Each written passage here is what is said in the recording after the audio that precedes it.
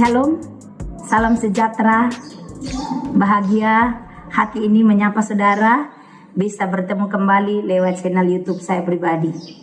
Hari ini renungan kita berjudul Jabatan dan takhta, harta adalah titipan semata.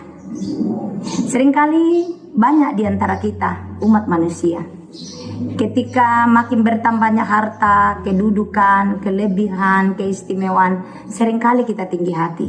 Hari ini Tuhan datang menasihati saudara dengan saya, memaparkan, memberitahukan kepada Anda bahaya di balik kesombongan dan tinggi hati. Karena ketika kita sombong dan tinggi hati, sesungguhnya kita sedang menggali kuburan kita sendiri.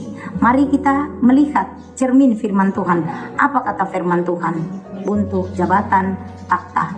Itu bisa dialihkan sama orang lain ketika kita tinggi hati. Nah, Tuhan datang menasihati saudara, hati-hati dengan tinggi hati, karena itu adalah awal kehancuran. Sebabnya sebelum Anda hancur, dan jangan hancur, makanya Tuhan datang menyapa saudara, memberitahu, memperingati, menegur saudara, mengingatkan. Mungkin ada di antara kita yang sudah sedang sombong, angkuh, pandang remeh orang lain, pandang enteng orang lain, anggap diri paling hebat, paling jago. Gerejaku paling maju, kantorku paling maju, saya paling cantik, saya paling gagah, saya paling kaya, nah aku sukses semua. Ini itu hati-hati di situ, itu warning situ, itu monster itu, seperti kanker yang sedang menjalar dan memakan dari dalam.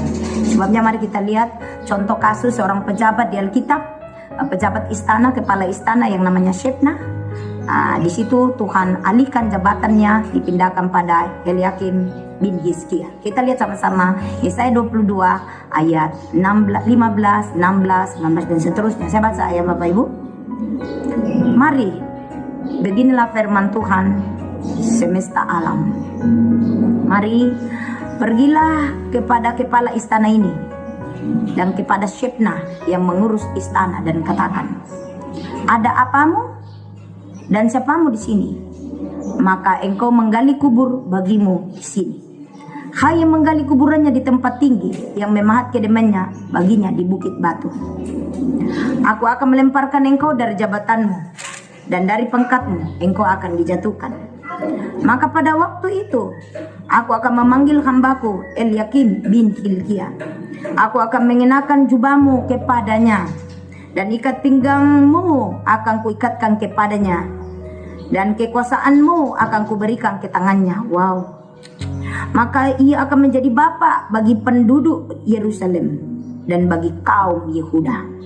Aku akan menaruh kunci rumah Daud di atas bahunya. Apabila ia membuka, tak ada yang dapat menutup. Apabila menutup, tak ada yang dapat membuka. Aku akan memberikan dia kedudukan yang teguh, seperti gantungan yang dipasang kuat-kuat pada tembok yang kokoh. Maka ia akan menjadi kursi kemuliaan bagi kaum keluarganya.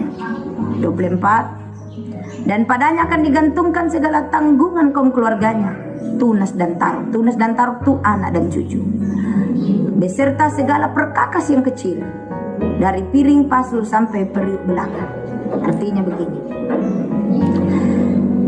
sebagai seorang pejabat, ingat, jabatan, takhta, kekayaan itu hanya titipan. Anda hanya mengelola harta orang lain. Pahami dulu itu, beritahu dirimu dulu itu. Itu adalah suatu tips untuk membendung,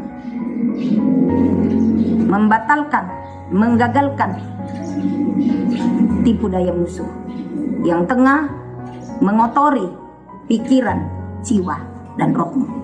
Hari ini kita belajar Shebna. Kenapa Shebna? Seorang kepala istana, jabatannya dipindahkan kepada Eliakim karena Shebna kedapati sombong dan korup. Shebna sampai hari ini ada kuburannya di Israel sana, di atas bukit batu. Tuhan datang memberikan suatu perumpamaan kepada kita. Ketika kita tinggi hati, ketika kita sombong, sesungguhnya Anda sedang menggali kuburanmu sendiri, seperti ayat 16 tadi. Jadi di mana area mana Anda sombong, Anda akan jatuh di situ. Contoh, Anda sombong merasa punya harta banyak, nanti harta itu malah habis, di situ Anda jatuh. Kalau Anda memandang remeh orang lain, maka orang juga akan pandang remeh Anda. Kalau Anda solimi orang lain, maka Anda juga akan disolimi. dan seluruh anak dan seterusnya. Nah, mari kita melihat contoh kesombongan yang fatal. Tuhan memperingatkan bagi Anda dan saya hari ini, jangan sombong dan tinggi hati. Sombong itu bagaimana sih pendeta? Menganggap diri jauh lebih baik, jauh lebih indah, jauh lebih elok, jauh lebih kaya, jauh lebih maju, jauh lebih canggih, jauh lebih cerdas. Selalu tinggi hati gitu. Alkitab berkata, Matius 23:12, barang siapa meninggikan diri akan direndahkan, barang siapa merendahkan diri akan ditinggikan. Itu Alkitab mencatat.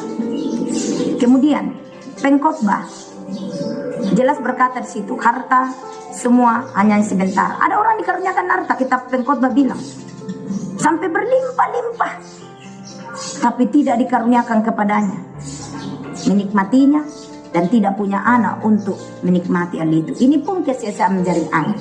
Ingat, jabatan, harta, dan kekayaan itu anugerah. Itu pemberian Tuhan. Kalau kamu jago memimpin, jago pemimpin pujian, jago berkhotbah, punya keahlian yang hebat, terkenal, tersohor, terpandang, itu karunia. Apa yang Anda dapatkan, itu karunia.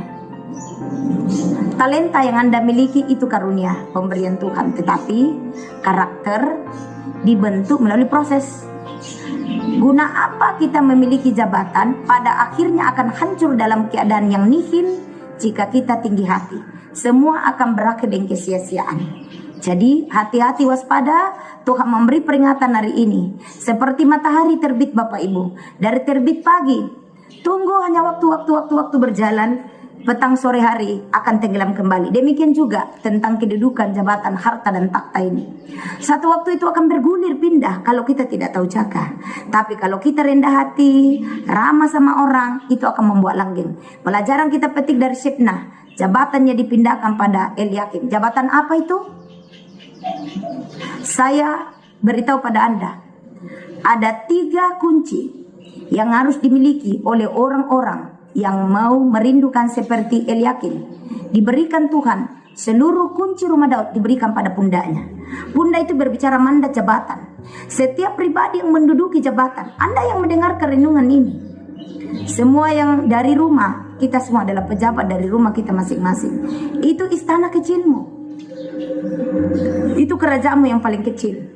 Dari sanalah kamu melatih, pelatihan untuk kepemimpinan sampai terjun di masyarakat. Kalau dari rumah memang bibitnya baik, akan tiba di masyarakat terkenal, tersohor, mulia, dan memuliakan nama Tuhan. Saya tidak berani khotbah ini Bapak Ibu sebelum saya sendiri mengalami terobosan, dan saya mengalami pembebasan, pemulihan yang datang daripada Bapa. Saya percaya ada kuasa di dalam kasih anugerah, di power of grace. Saya tahu itu Bapak Ibu. Ada kuasa ketika Tuhan berikan kita anugerah. Anugerah jika karakter berubah. Sedangkan dengarkan baik, karakter saudara atau Anda bisa terbentuk melalui proses kesukaran, disekan, dihina, diolok, diremehkan, dijauhi, dirampas, diperlakukan tidak adil seperti Daud. Daud berangkat dari pribadi anak yang disepelekan. Daud berangkat dari keluarga tentara, tapi di rumahnya Daud mendapatkan perlakuan tidak adil dari kedua orang tuanya. Saudaranya semua tinggi besar, dibebaskan pergi perang, sementara dia hanya disuruh jaga kambing domba 1-2 ekor di padang. Pembedaan dalam rumah. Tapi dia terus sabar jalani itu. Akhirnya tiba juga di medan perang, dipandang remeh lagi oleh Goliat. Dan apa terjadi? Orang rendah hati ditinggikan. Awal cerita kerendahan itu adalah awal untuk kesuksesan. Kesombongan, kecongkakan, awal kehancuran. Tapi kerendahan hati, awal kemuliaan, peninggian, kedudukan terkenal, tersohor datang padamu. Nah, orang congkak itu Bapak Ibu selalu menceritakan seluruh kesusahannya, kesedihannya kepada siapa saja yang ditemui. Itu congkak. Orang sombong itu Bapak Ibu, mungkin Anda tidak bersinar lagi, tidak membunuh, tidak merampok, tidak mencuri. Tapi Anda mungkin tinggi hati, merasa saya lebih indah, saya lebih elok, saya lebih rohani, saya lebih suci, anak-anakku lebih baik daripada anak tetangga itu rusak dan seterusnya. Itu sombong itu. Tuhan tidak suka seperti itu. Oh, mungkin Anda merasa, oh saya kaya, lebih banyak mobilku. Ketika ada tetangga beli mobil, berumah, kita mulai cemburu. Kita mulai cari tahu, cari-cari kesalahan orang. Itu juga sombong. Cari-cari kesalahan pendeta, cari-cari kesalahan pendetamu, cari-cari kesalahan majelismu, cari-cari kesalahan ayah, ibumu, atau iparmu, mantumu. Itu juga sombong. Anda diberikan kelebihan, bapak dan ibu perlu tahu Anda adalah pejabat dari rumahmu. Ketika Anda diberikan kelebihan lalu ada anakmu menumpang, ingat, berhenti dari perkataan saya semua, dan seterusnya dan seterusnya. Ingat, Tuhan telah memberikan tanggungan kepadamu atas seluruh keluargamu dan seluruh anak cucumu. Itu sudah konsekuensi yang Tuhan bekali kamu, padatkan pada kamu ketika kamu duduk dalam sebuah jabatan. Tidak mungkin Tuhan izinkan kamu jadi ayah dan ibu kalau Tuhan tidak lengkapi kamu dengan segala kelimpahannya. Dimodalinya engkau dengan rumah, untuk dapat itu rendah hati. Dimodalinya engkau dengan mobil, untuk dapat itu rendah hati. Kalau Anda sombong, maka Anda akan terus ada di bawah. Karena awal kehancuran adalah kesombongan, tapi kerendahan hati awal untuk kamu terkenal, tersohor, terpandang, terhormat, kaya, mulia, dihormati, dihargai. Begitu. Jadi kalau Anda yang hari ini berkata, kenapa saya miskin terus pendeta? Kenapa saya kekurangan terus pendeta? Mungkin Anda sombong. Mungkin Anda tinggi hati. Segera berubah. Maksud Tuhan engkau dengarkan tayangan ini untuk engkau bertobat. Karena kalau tidak, kamu terus menjadi orang yang disuruh-suruh dan tidak pernah menyuruh. Sekali lagi, Bapak Ibu yang dikasihi oleh Tuhan dan seluruh para pemirsa umat Tuhan yang menyaksikan tayangan YouTube ini, saya tahu Anda diberkati. Saya tersenyum karena saya sudah alami. 20 kali saya jatuh bangkrut. Naik turun. Kenapa? Sombong. Anda mungkin berkata, ibu ini sombong. Itu dulu. Belajar di dalam membagi kebenaran, kita jujur. Jangan pakai baju orang. Saya membuka YouTube, Bapak Ibu, saya tidak suka tiru-tiru orang. Saya pakai bajuku sendiri. Karunia talenta apa yang Tuhan beri padaku, saya belajar berpadan dengan apa yang ada. Saya tidak mau tiru-tiru gaya orang, gaya berbahasa orang, karena nanti kita mati kalau kita suka kopi-kopi. Kopi untuk baik boleh, tapi niru untuk orang yang khotbah orang, jangan. Karena itu kita tipu orang. Kita harus lahir dari lifestyle, gaya hidup, merupakan suatu kebiasaan untuk duduk di kaki Tuhan. Kalau kita duduk di kaki Tuhan, Tuhan akan mengubah kita. Nah, sesuatu mulai pagi hari kita untuk melihat, ngoreksi, sombongkah tidak saya? Kalau pagi hari berdoa kah tidak? Ada biston kah tidak? Ada mesbah keluarga kah tidak di rumah? Ada sholat kah tidak? Orang yang tinggi hati, yang tidak tahu diri dimodali, tidak ada berdoa, tidak ada sholat, tidak ada ibadah, tidak berterima kasih. Ini sudah penyebab kenapa saudara terus ada di keadaan terpuruk dan ada di bawah, titik dasar bawah, tidak tengah. Kalau tengah, naikkan lagi. Kalau udah di atas, usahakan jangan turun. Dengar, Anda yang sudah duduk di tingkat tertinggi, pertanyaan timbul, bagaimana caranya supaya saya tetap di atas pendeta? Pertahankan dengan kerendahan hati. Kalau Anda rendah hati, Anda akan mengalami promosi demi promosi. Tapi kalau Anda tinggi hati, Anda akan direndahkan dan Anda akan seperti Shebna, jabatanmu, hartamu, kekayaanmu dialihkan sama orang lain, yaitu Eliakim. Nah, Eliakim di sini diberikan tiga itu apa tadi? Orang yang memiliki kekuasaan itu tadi jabatan itu berbicara urapan itu berbicara mandat. Ada mandat di situ dari Tuhan untuk Anda. Mandat apa? Untuk kamu jadi berkah, jadi bapak bagi semua bangsa-bangsa, bapak bagi keluarga, dan bergantung semua orang kepadamu. Engkau diberikan, diserahkan suatu tugas untuk menjadi pengganti Tuhan di bumi, untuk jadi berkat bagi sesamamu dan saudaramu, orang tua dan keluargamu. Kemudian kunci kedua yaitu ikat pinggang. Kan tadi dikatakan 21, jabatan diberikan kepada Eliakim, ikat pinggangmu diberikan pada Eliakim, kekuasaanmu diberikan pada Eliakim. Nah, Eliakim pengganti orang yang Tuhan pilih. Nah, apa mau jabatanmu itu pindah sama orang lain? Ya itu, Tuhan datang tegur kamu hari ini untuk jangan sombong dan tinggi hati. Ya, ikat pinggang itu berbicara apa? Ikat pinggang itu berbicara kita harus mahir, terampil, lihai, lincah, berdoa, kuat berdoa peperangan. Karena perlawanan kita bukan melawan darah dan daging, tapi melawan pemerintah, penguasa roh jahat di udara. Tidak ada orang langsung sombong, tapi itu karena keadaan, lingkungan, dan bawaan faktor keturunan juga bisa. Ya. Ini yang kita berantas. Kalau kita itu tahu itu, ini monster Bapak Ibu, dia makan dari dalam. Nah, kekuasaan itu apa? Itu di situ kekuasaan ada tanggung jawab. Jadi orang akan diberikan seperti Raja Daud kaya raya, itu yang dimaksudkan. Kunci rumah Daud diberikan di atas bahumu. Apa yang kamu tutup, tidak orang bisa tuh buka. Apa yang kamu buka, tak orang bisa tutup. Artinya pada dirimu hak kuasa. Engkau berkata, kalau engkau pendeta berkuasa bicara, ya kalau kau tutup ya tertutup. Kalau Anda buka ya terbuka. Begitu juga Anda pemimpin. Apa yang diputuskan A, ya A. Tidak ada yang membantah dirimu ketika engkau duduk sebagai seorang yang diberikan takhta, jabatan, kedudukan, kemuliaan, kehormatan. Ingat, itu sementara. Jangan pernah sombong. Jadi berhenti dari ucapanmu, merepotkan saja ini. Macam saya bang. Macam saya bangkir kak. Ini semua minta-minta uang saja. Ini merepotkan saja. Hari ini bacalah firman ini.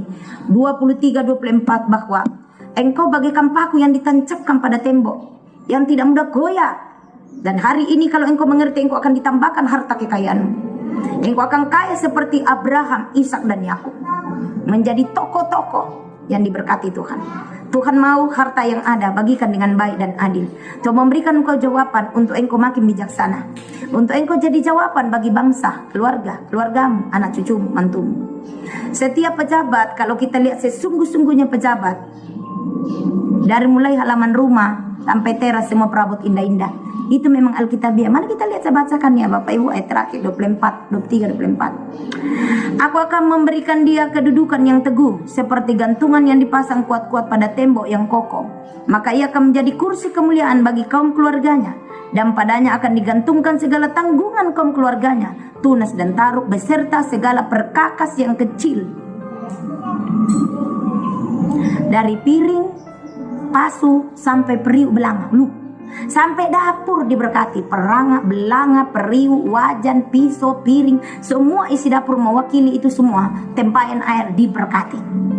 Ini suatu modal, bekal yang Tuhan modali Anda. Anda dengan saya dengar baik, aku kayak mau menangis. Semua yang ada titipan, Anda dimodali saja. Anda hanya diperintahkan, dipercayakan mengelola harta orang lain. Berhentilah dari kesombongan dan keangkuhan dan ketinggian hati. Kalau Anda tidak berbalik, maka Anda akan menyesal. Caranya bagaimana? Tuhan mengambil hartamu melalui kebangkrutan mungkin, perselingkuhan mungkin, kehancuran rumah tangga, anak-anak rusak, terjadi gempa bumi, terjadi perampokan, terjadi penganiayaan, terjadi pembunuhan. Banyak cara. Jabatanmu dialihkan ke orang lain. Kamu non-job. Kenapa non-job? Jangan marah sama orang itu. Kelakuanmu yang menghukummu. Amin. Saya percaya renungan ini memberkati saudara. Kita masuk pada kesimpulan. Pahami Bapak dan Ibu, semua yang Anda miliki, beritahu pada diri dan keluargamu, semuanya titipan. 2, kamu hanya mengelola harta orang lain. Harta orang lain itu siapa? Tuhan si pemiliknya. Mana ayatnya? Roma pasal 11 ayat 36. Dari dia, oleh dia, karena dia, kemuliaan kekal selama-lamanya untuk dia. Artinya, apa yang kamu punya dari dia, oleh dia, kasih duduk kamu di situ karena dia. Makanya, kemuliaan itu kembali dia, jangan kita ambil. Mau dipuji, jangan suka mau dipuji-puji. 3, hindari suka dipuji-puji orang. Karena kalau orang puji Anda diam, berarti sudah lunas. Pihak Tuhan tidak memberikan lagi pahala pada kamu karena kamu sudah terima pujian. Kalau Anda sedang berkhotbah, kalau engkau hamba Tuhan, jangan mencari dipuji, jangan mencari diakui. Rendahkanlah dirimu pada tangan Tuhan yang kuat, maka dia tinggikan engkau pada waktunya. 4, pahami hidup ini adalah singkat. Napas, tubuh, jiwa, roh, dari ujung rambut sampai telapak kaki, itu modal Tuhan, bukan modalmu. Itu titipan, tolong dipelihara. 5, jangan buat tubuhmu sebagai rumah Roh Kudus, lalu Anda tidak hargai, lalu Anda berbuat dosa, najis. Muliakanlah Tuhan dengan tubuhmu. Jauhilah percabulan, jauhilah percinan, jauhilah sinar rohani, yaitu kesombongan. Yesus HaMasiah, bless you.